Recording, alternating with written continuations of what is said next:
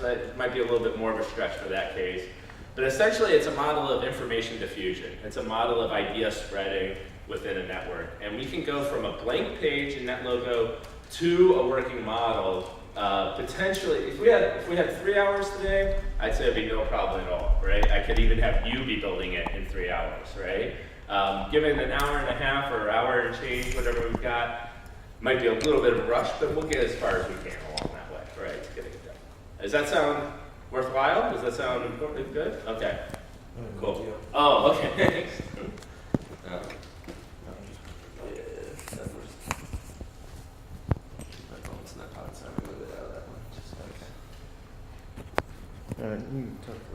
Yeah, got it. Okay.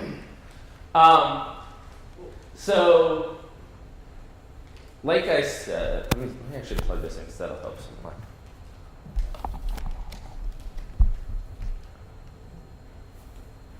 So before I get started with that, actually let me double check one thing here. Yeah, good, okay. I'll see how time's going. I want to start by kind of letting you kind of build along with me, right? So I'll kind of go at a slow and leisurely pace so that if you've gotten that logo, and I think most of you do, right, have it installed, everyone, then you should be able to build along with me and kind of we can talk it through. But I do want to talk a little bit about some design principles really quickly, right, before we get to that point. One is that I always, whenever I'm building a model, and you guys have probably heard this somewhat already today, I really believe in the start simple philosophy. Ooh. Oh, I'm just trying to join. No, okay. Does anybody need a computer that doesn't have NetLogo downloaded? Everybody okay? We've got an extra one? My battery's out, so I'll sit with somebody. Okay, just you can use mine right up here. No, That's okay. I'm good. I'll just move over here. So, No, it's used. Okay. So, and I mean, this is pure modeling philosophy more than it is agent-based modeling philosophy, right? And the basic idea, and I love Einstein's quote in particular, is, you should build your model so that it accounts for all the possible observable phenomenon that you know about, but is no more complex, doesn't include anything else, right? And I think in agent-based modeling, what that really means is starting with the simplest possible idea you can think of that has some component of what you're trying to build to, and then adding components as you need them. So, I mean, Middle East conflict is a great example, right? You're going to start building an agent-based model of the Middle East conflict. You do not want to start by assuming that there are, say, 50 different politically active groups that are potentially in conflict with each other. If you start at that level, you're doomed to failure from the beginning, right? You want to start with the most simplest possible, maybe 2 groups, right, that you want to kind of model the interpersonal relationship for. You can always add 50 groups later on if you need to collect all that nuance and get all that into it, but don't start there. It's just not going to work very well. There's a number of reasons why I argue for starting with simple models. Right, it confirms that the agents and mechanisms are all necessary, right? Like one of the nice things is if you build a really complicated model, in fact I did this while I was at Michigan at one point, a huge model of suburban sprawl in southeastern Michigan. If you put in way too much right off the bat, you start to wonder which mechanisms are actually driving the results. What is actually leading to what I'm seeing, right? And so what we did is we actually did some testing with that model. We actually took parts out and inserted random coin flips instead and saw did it matter that we actually had a good model of this, or was randomness enough to actually back up the same patterns we saw, right? And so there's a lot of advantages to starting simple. So the basic way when I think about creating a model, and this is kind of, you guys have talked about this a little bit already, hopefully, but you got to spend some time designing the model, and then you construct it, and then you analyze it. But really, this is a back and forth, right? So you start out, you design your model, you construct a little bit, you then go back and say, oh, I really need this element in it, and so you go back. And so it's really an iterative process along those lines. And I think I saw from that last slide, you guys have kind of gone through all this, so I'm not going to spend too much time in this, but we really think of, that the first thing you got to come up with is what's my driving question? What's the real big picture that I'm trying to answer? And then given that question, once you have that question written down, then you can start to think of what are the agents, what are the properties, what are the other things that might exist within there, right? And I'm happy to make these slides available to anyone, so don't feel like you have to write quickly as I'm going through these at all. So, yeah, well, in fact, I'll skip through a lot of this because it sounds like you talked about a bunch of this earlier. Are there natural components to the system? Are there natural agents within the system? You know, in a longer talk, I might talk about the fact that agents aren't necessarily humans, right? You can have agents be governments, you can have agents be institutions, you can have agents be companies, which is something I often wind up modeling nowadays, right? And that there's really, you have to think about what's the natural granularity level for my agent descriptions in there. And then after you got the agent set up, then you have to think about the properties, right? And it sounds like that was the exercise you were just going through. You know, what are the properties of these agents? What agent level, and then the question becomes, what heterogeneity do I need, right? So let's say even if I know that everyone in my model has an income level, right?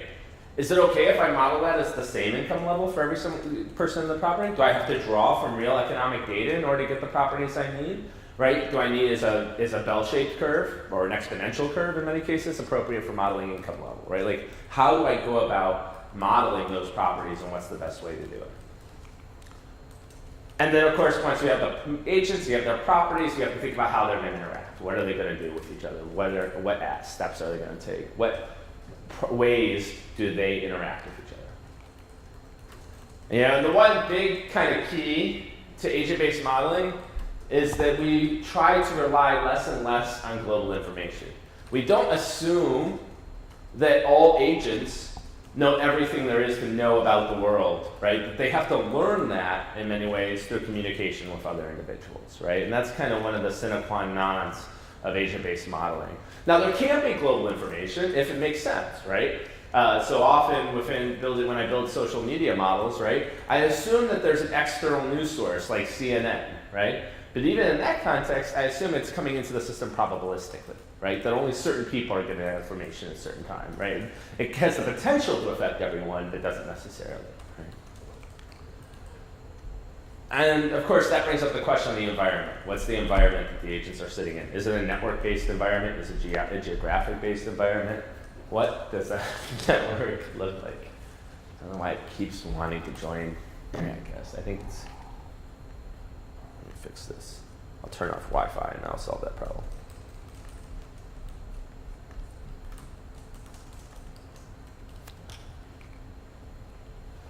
And then finally, you know, and this is kind of weird because usually when designing a model, this is one of the first things you think about if you're doing a traditional, more statistical model or equation-based model. You think about what are my dependent and independent variables. In agent-based modeling, I often think of that as one of the last things. You know, it's got to be in there. You got to know it, right? But really, you want to build a descriptive model of the system, and then think about how am I going to perturb it up and down? How am I going to observe the result of behaviors from what comes up, right? I shouldn't say the last thing because last thing is thinking about orders of interaction and time steps and stuff like that, but it's towards the end.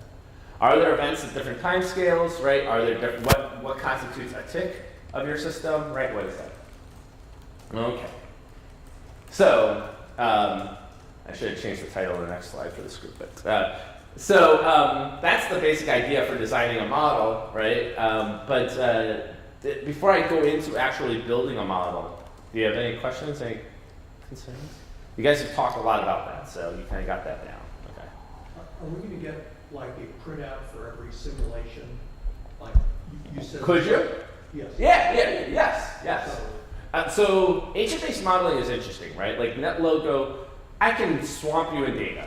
I can actually generate more data than, you know, even state-of-the-art machines could handle if I let it up and running for a night, right? I can generate data that will fill up that hard drive, even though it's textual data, right? Because I can generate so much data quickly, right? Often the question you have to ask yourself is, what data, what printouts do I want, right? What kinds of data do I actually want to look at, right? And so it's more a matter of appropriately choosing the outputs than it is a matter of being concerned that you're not going to get enough response, right?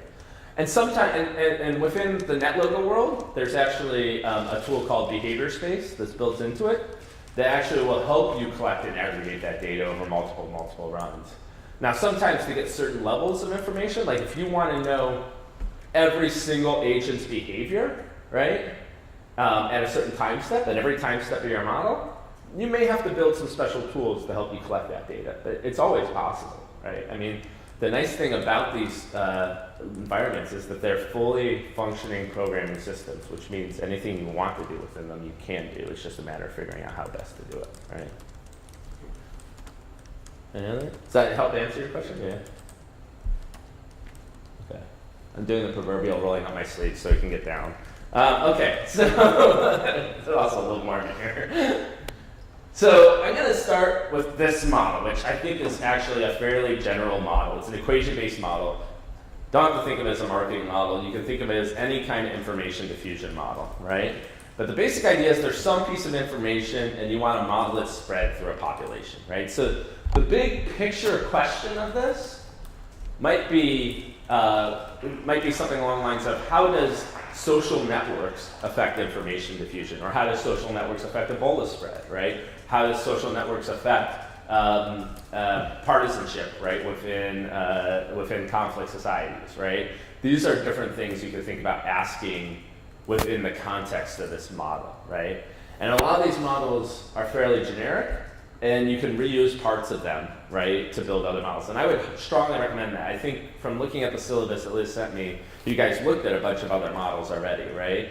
And a lot of times the best way to start building a model is to get inspired by another model that's out there. And in fact, in the textbook, before we have you build your own model, we actually have you extend other models that already exist and play around with those, right? Because we feel like that's much more important, to understand how have models been done like this in the past, right? So that you have some inspiration.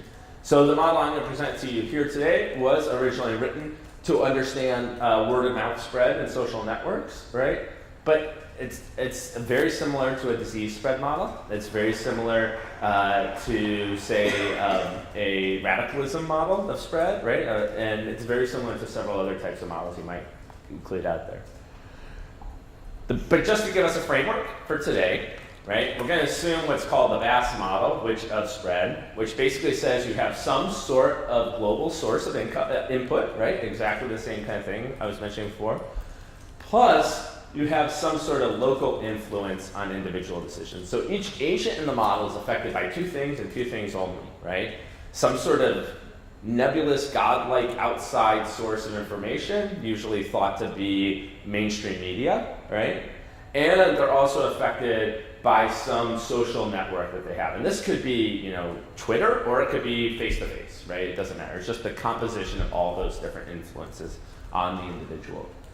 And in the original model, which Bass developed, of course, he wasn't even thinking about social media, right? And in fact, his model is not a network-based model. It's an aggregate level hazard rate model. It was developed in 1969, and he used it to model how things like television spread through America, or how people decide to adopt refrigerators, or something like that, right? This model has since been reused many times. One of the more recent ones is a paper by myself and Roland Russ, where we basically used it as an illustrative model of how to do good agent-based modeling for marketing, right? Okay. So that's the basic idea. The agent-based version of this model, right, is not a hazard rate model. In fact, and we kind of, I don't know how to say it, we play a little fast and loose with our mathematics, right? We basically take a hazard rate model and switch it into a probability model, which is not technically kosher, but if the modeling idea is the same, then it should work, right? It's essentially, we're arguing that the same model should work at the individual level as it does at the aggregate level, right? In fact, we've done some tests to show that in the large N case, in other words, if you have lots and lots of agents, you let the model run forever, right, at infinite granularity, they are equivalent to each other, right? So at least we know for this particular case it works. So we're going to have M agents, right? And we're going to, each time step, we're going to determine if they will innovate on the basis of innovation and imitation. Now the nice thing about this model, right, was that all those design questions were somewhat preceded for us, right? Because we looked at the VAS model, a model that predates agent-based modeling, and we said, well, what are the agents? Well, they're the consumers, right? What are the properties that they have? Well, they have this coefficient of innovation and this coefficient of imitation, right? What network, what market do they, what environment do they exist in? And the VAS case, it's a mixing model, right? It's a model where everyone sees everyone else and they just talk to each other all the time, right? Whereas we knew that that was the one assumption we were going to violate. We were going to turn off, and we were going to move them into a social network instead, right? And we knew what our inputs were. Our inputs were going to be changing the network structure, right? And our output was going to be observing the number of adopters. So we kind of quickly were able to go through all this. And I would highly recommend if agent-based modeling is something you really think you want to use in your own research, before you go and build a brand new model for some brand new phenomenon, take some classical model in your field, whatever field it is that you happen to be working in, right? And try and build an agent-based version of it first, right? It's really helpful because then you don't have to worry about the design questions, right? And you can concentrate more on the actual model construction questions, right? And then once you've done that, then you may not even do that all the way. You may just build it enough to kind of get a toy model that you can play around with, right? But then at least you'll have some idea what you're going. Okay. Yeah. Okay.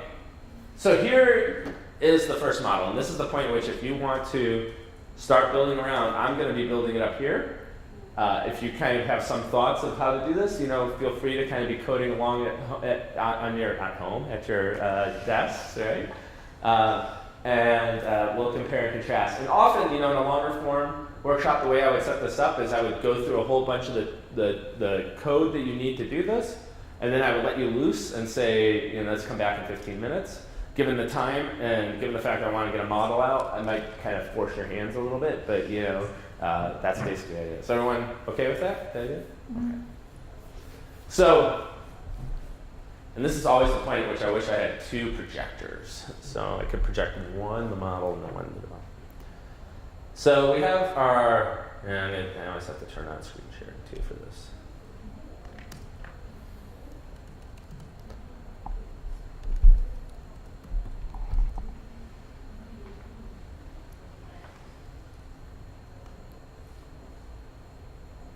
Okay, here we go. It's a pretty good resolution screen. So, guys, you've seen the NetLogo canvas, right? You've seen the blank, empty window, right? Have you played around at all with the command center at all yet, or giving it commands? No? Okay. So let's do that a little bit first so that we get familiar with what the commands look like.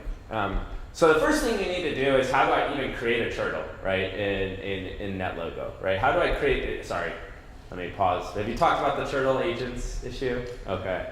Turtles is because there were actually robots originally controlled by Logo, right, that looked like turtles. They had hard shells. They were hard plastic machines from 1979, right?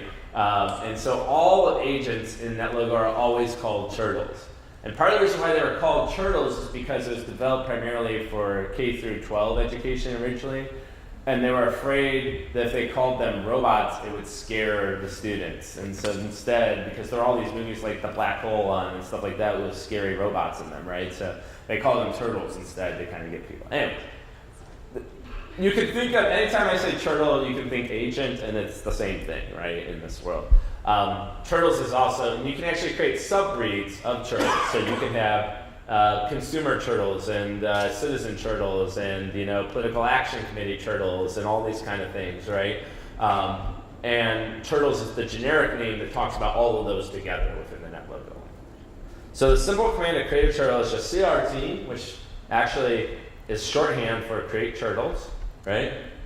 But we often just type CRT instead. So you can go down. Let me actually blow this up. Hold on a second.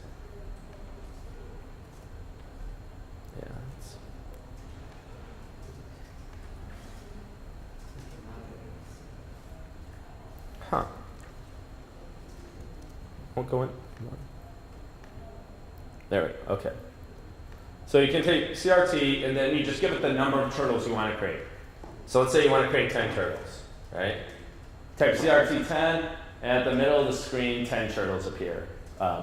Yours will probably be smaller or bigger than mine, or look bigger. It's just the way the screen's distorted a lot of times. Now, you'll notice right away I'm talking to the observer, right?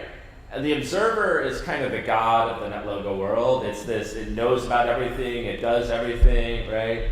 I'm not talking to a turtle is what that means, right? I'm talking to this other creature. That observer creature can talk to the turtles, right? And so the way that that observer talks to the turtles is it says, ask turtles, right? And NetLogo is a very polite language. You ask things to do things, right? In fact, they have to do it, but you ask them nonetheless, right? So you can say, ask turtles, and then there's a special syntax that lets you tell those turtles what it is you want to ask them, right? And this is the square brackets. And these square brackets, basically, anytime you see them, it basically means you want to pass some information to another entity within the agent-based modeling world, right? In NetLogo. So you say ask turtles, and one common command is forward 10, right? So this says go forward 10 steps, right? So if you hit that and let it go, you'll see them spread out around the world.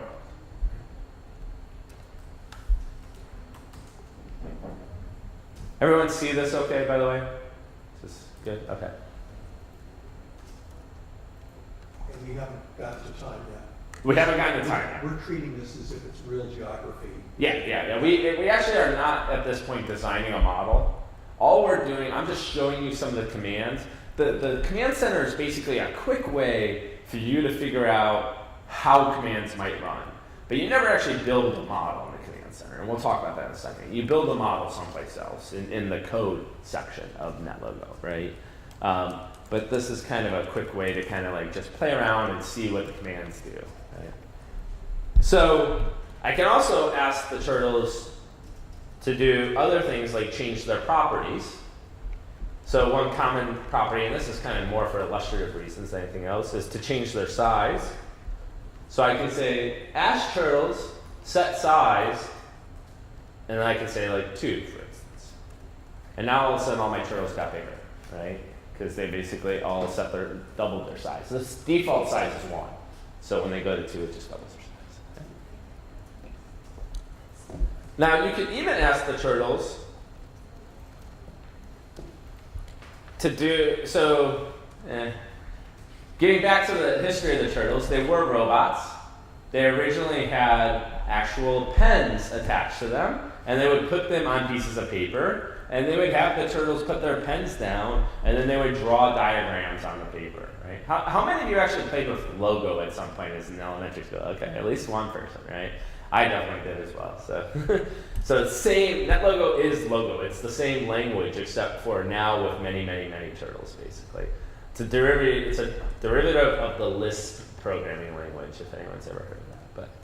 But anyways, so you can tell the turtles, and this is just a command, this is not a set. You're just saying pen down, and they just put their pens down. And that basically is the command to say start drawing, because they're putting their pens in contact with the surface, right? So you might say, well, that doesn't seem to have done anything. But let's ask the turtles to go forward 10 again. And one quick way to do this, rather than typing the command again, is that there's a whole history here in the observer window. So you can just hit the up arrow and call those old commands back, and then you can hit down arrow to go back through them. So I can just go up to the ask turtles forward 10, select it, and then hit enter. And now you'll see they all drew some lines across. Up arrow, just you gotta click into the observer window, right? And then hit the up arrow. Okay? Yeah, actually, if you have familiarity with R, NetLogo is another programming language. It has a lot so programming is a cool thing because basically once you learn one language, you can take a lot of the concepts and translate them to another language. I've worked in over a dozen languages during the course of my life now, and basically you can pick them up quicker and quicker the more you learn, right? And so you can see the similarities. So R, a lot of them using a standard kind of what we call an integrated development environment now, have similarities. So R also has this ability to go back to a command history as well. So now we can ask the turtles to start doing more complicated things. So now they're just drawing lines. What if we wanted to draw an object like a square, right? So then we can do things like repeat for right, turn 90, RT, forward 10. And you'll see that we have to put a second set of brackets in here, right? And so the first set of brackets indicates I want this message to go to the turtle. The second set of brackets indicates this is a group of commands. And that's the two different uses you'll ever see of brackets. One is to send a message, and the other one is to group a set of commands together, right? And so as soon as I do that, and I hit enter, they all draw squares. On my screen, it's probably not as easy to see because the lines are small, but you can probably see it on your screens down there. I can actually set the pen width, but anyways. So that's this is a quick introduction of how you interact with NetLogo. Now you might say, what in the world does that have to do with information diffusion? And we haven't gotten to that yet, right? But this is basically the way it works. So let me see, what were the things in Model 1? This is the part where I always wish I had this screen separately.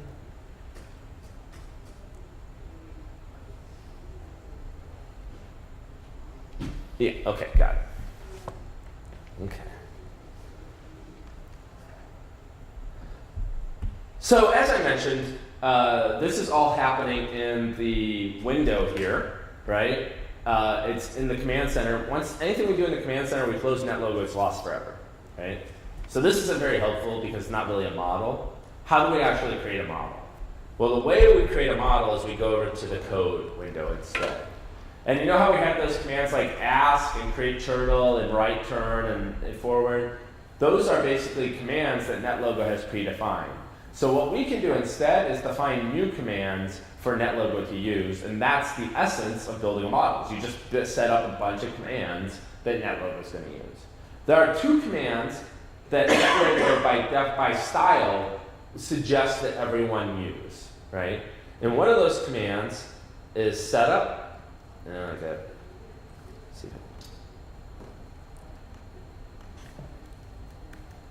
There we go.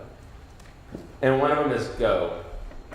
And the way you define a command is by saying to, the name of the command, and then end, right? And so to says to do this. This is what you're going to do, and then end.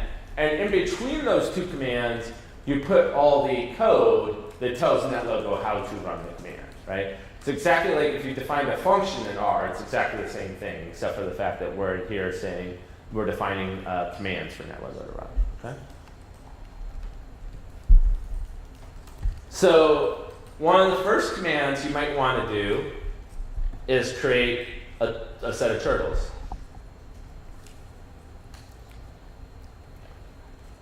And so this is the same command we did before. I'm now doing 100 just so we have more turtles than just 10, right? But it's the same thing, right? I can also, if this place, give them. So the other thing I can do in the code window, so we talked about how they have size, right? Turtles do. They also have things like, let me just flip back here and show you a couple. Color. So I turned all the turtles blue, right? They have shapes. So I made them all circles, right? And in fact, if I want to see what they all are, I can go to one of the turtles, and if you're on a PC, you right-click. On a Mac, you control-click. Right? And I can get this little pop-up window, and I can go down to Turtle 9 and say Inspect Turtle, and that will show me all the properties that turtle has, right? And it even shows a little zoom-in picture of the turtle, right? And so as you can see, it has a bunch of different properties, where it's located in the world, everything, right? Size, pen size, whether the pen's down or up, etc. In addition, NetLogo gives you the ability to give turtles their own property, to give agents their own properties, right? And so the way I do that is if I go back to the code window, I can type turtle's own, and then using those brackets, I can specify the name of the properties, right? So in our original model, if you're thinking back to it, there are two main properties all agents have, right? Coefficient of imitation and coefficient of innovation, right? And so, traditionally these are P and Q, but I like to be a little more explicit, so I'm going to call them coef innovation and coef imitation. Right. Oh, yeah, that's actually important now. As you're doing this, right now, if I were to close that logo, hit I don't want to save the model, everything would be lost. So it's important along the way to be saving. You can go up to File, hit Save As, save it, standard save it to dialog, save it wherever you want. And I call this,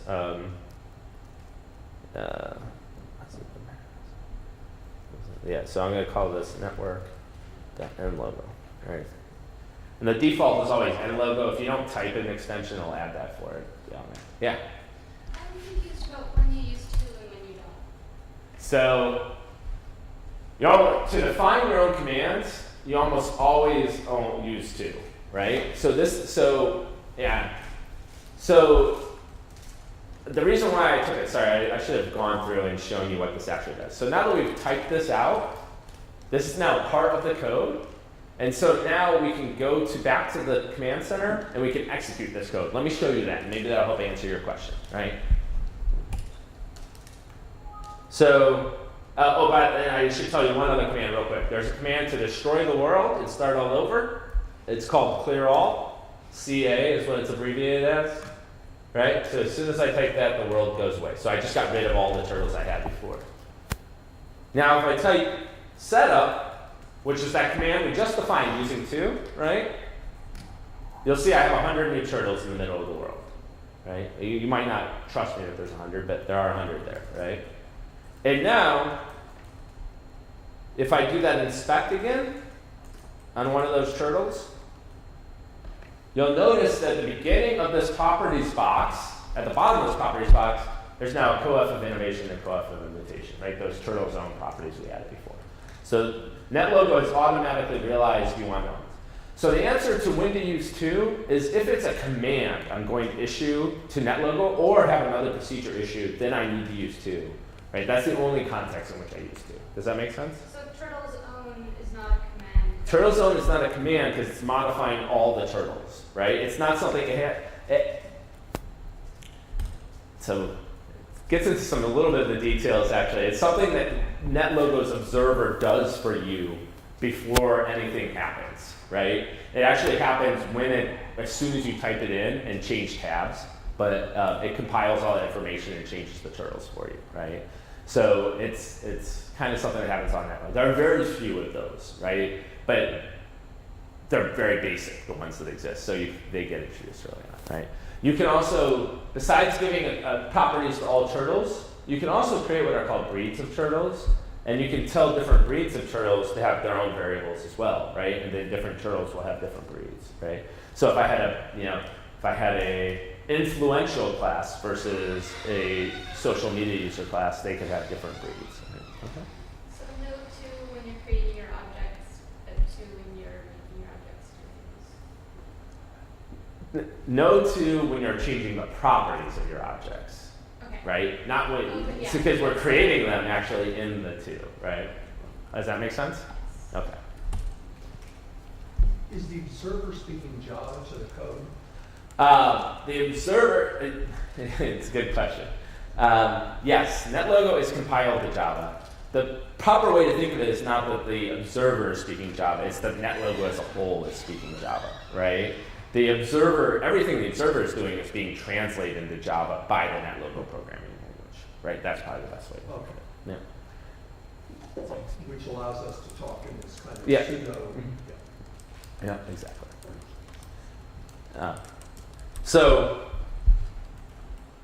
So now we have 100 turtles in the center of the world. We've given them properties, but they're not really doing anything, right, at this point. And it's kind of hard to see that they're all there, right? So there's a number of things we might want to change about them, right?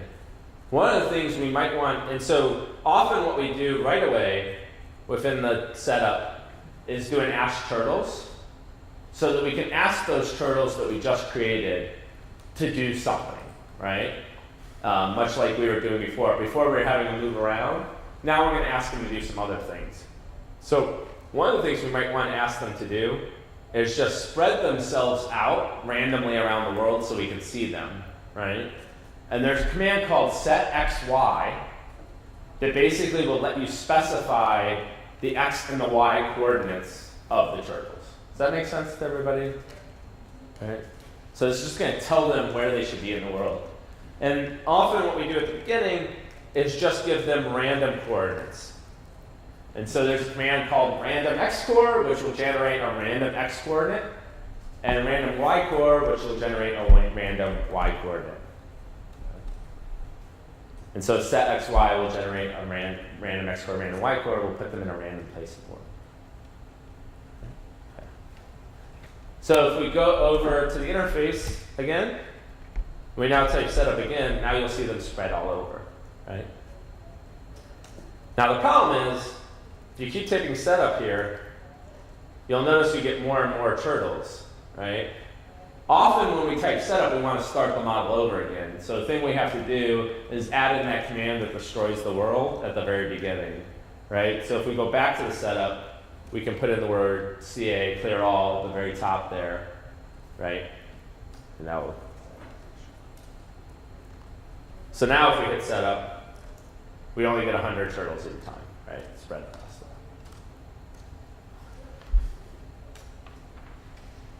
Does it all make sense? Going too fast? Too slow? Good? On pace?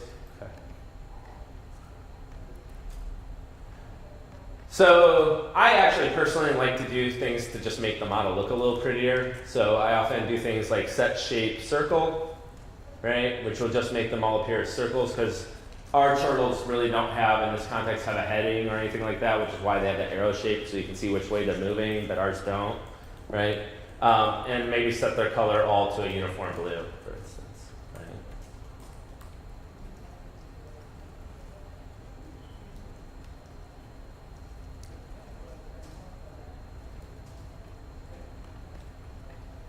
Now if I hit setup, I get a bunch of blue. Yeah?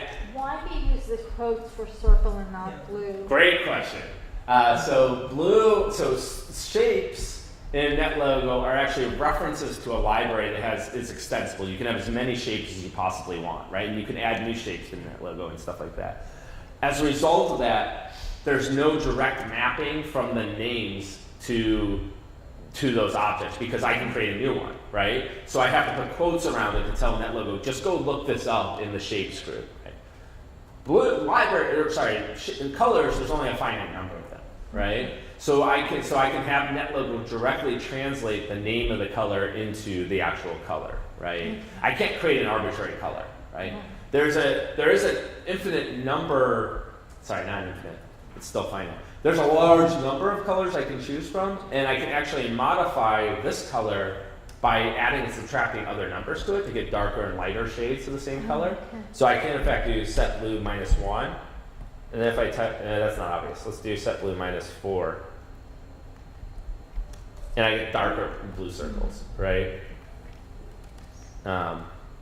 If you're curious about these, if you go to Tools, under Tools, you'll notice there's both a Turtle Shapes editor and a Color Swatches, right?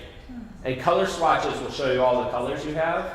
And if you click on any of the colors, it'll tell you what that color exactly is. So like this color I'm clicking on is cyan -2, right? So I can get exactly the right color I want. And this is actually only one gradation level. If you go, you'll notice on the bottom right, it goes from 1, 0.5, and 0.1. I can go all the way to 0.1, and I get very fine colors, right? So this is, no, I have to even, it's actually 2, hold on. It doesn't scale that. I have to copy and paste it. So that color was turquoise plus 3.4 that I picked out, right? Right there. And Shapes Editor up here, there are a bunch of shapes that are kind of defaulted to be in NetLogo. But because, like I said, you can expand and create new shapes, as many as you want. You can actually edit the shapes, save them as a different name, right, and then access them in different ways. So this is showing the default ones. If you see another NetLogo model in the library and you're like, hey, I really like that shape that they used, you can actually import that shape directly into your model. Or you can import from the larger library, which has somewhere on the order of 100 shapes in it. So eventually you can get lots and lots of shapes that you want, right? But yes, that's a great question. Just because basically the quick answer is there's an infinite number of shapes and only a finite amount of colors, so we can give some quick shorthands for those, but for the other one we have to use text to basically look it up. Can you introduce new shapes that you want to introduce now? Yeah, so let me do that real quick. So if I want to, let's say I want this circle, which is what I'm using, but I want to change it in some way. So I want to put a smiley face in the middle of it. Oh, that's the wrong pen. Actually, I need a color. There we go. I'm not a very good smiley face, I won't promise, but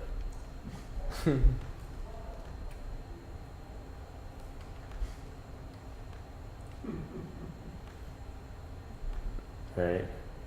So I could call it, 80s happy circle or something like that. Smiley circle, right? So now I can hit OK, and now you'll see there's smiley circle on the bottom, right?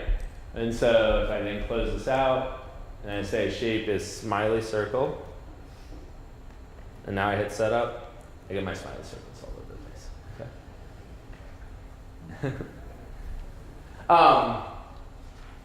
So the other properties that we haven't talked about yet are this coefficient of innovation and coefficient of imitation, right?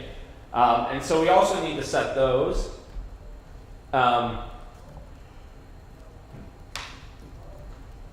And you could make these, random distributions, but for now, let's just make them set values.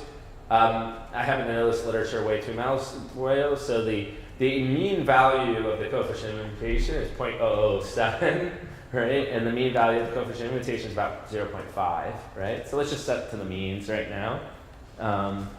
And this is, by the way, this is actually a statement about the way the world works. We know for a fact that what friends say to you has more of an effect on your decision to adopt or not adopt an idea than anything that mass marketing can do to influence you, right?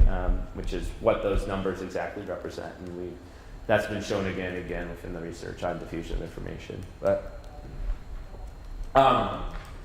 it varies heterogeneously, obviously. Some people are much more influenced by mass media and some are more influenced by their friends. But so I can do this. If I hit setup, nothing's happening still, but if I go and I inspect one of these turtles, right, you can now see that the properties are initialized the way I said they should be, right?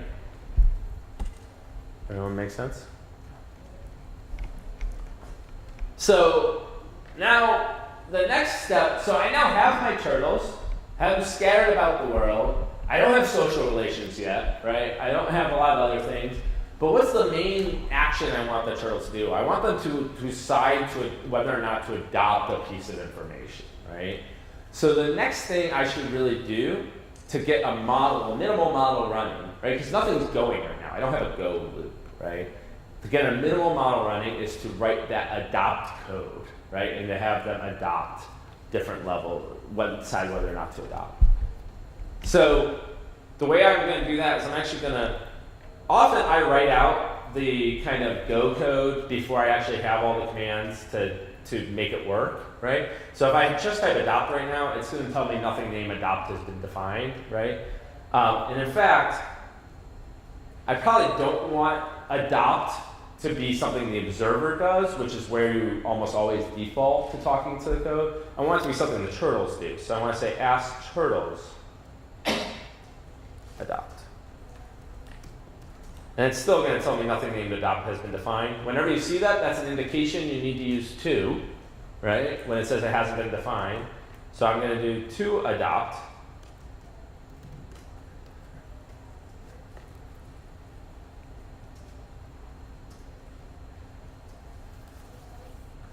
And the way I often model adoption in these models, just to make it easy on myself, you could actually add another variable for the turtles that is whether or not they've adopted the idea, just like we have coefficient of innovation, they could have adopted question mark, which is often done.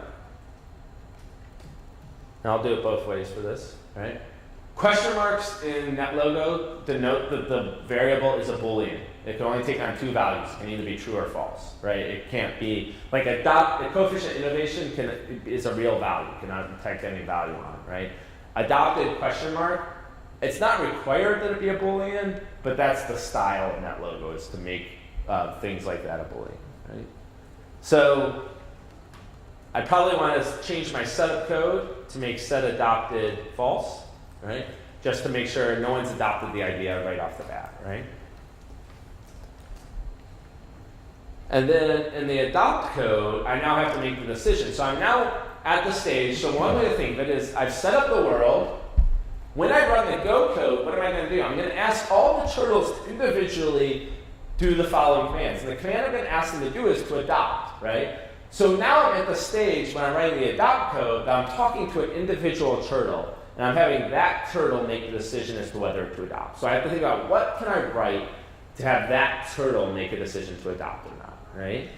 And the way I'm going to do that is I'm basically going to do this probability calculation. So I'm going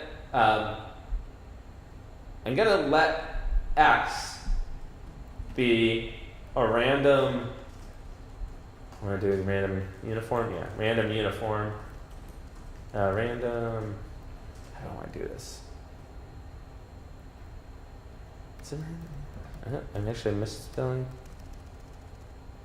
Well, let's go look it up. So this is a good place for a start. I can't seem to remember the exact command. So the way to do that, NetLogo has a nice dictionary, right? I can go to help and go to NetLogo user manual. And I can go down to the program, the NetLogo dictionary.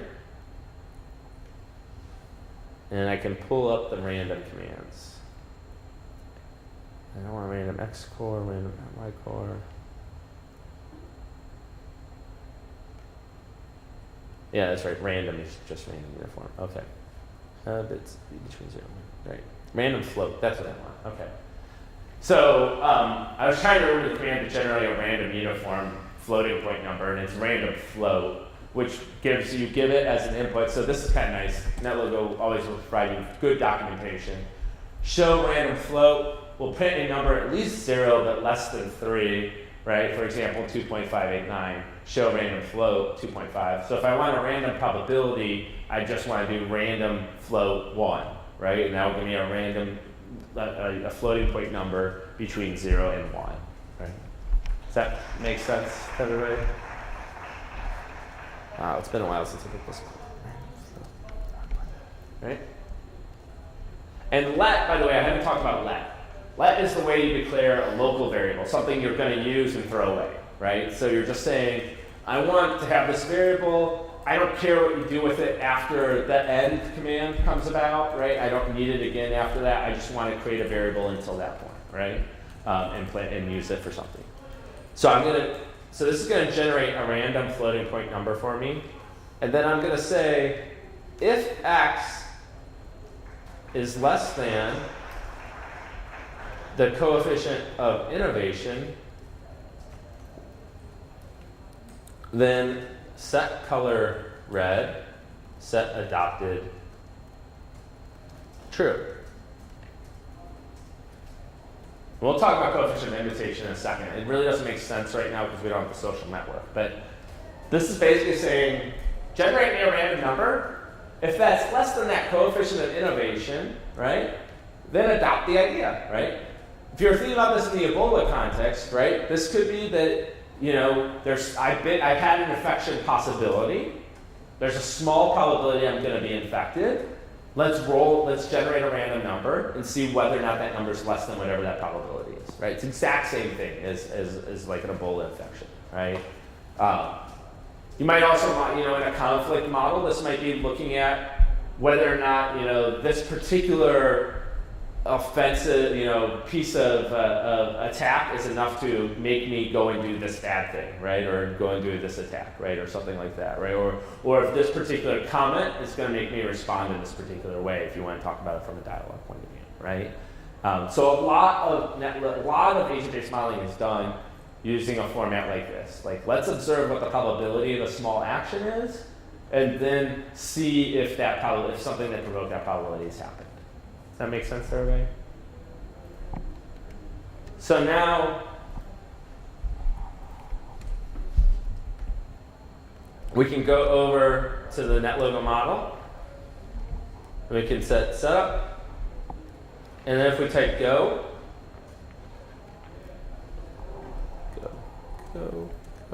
you'll see as I continue to type it that some of the nodes are slowly turning red, right?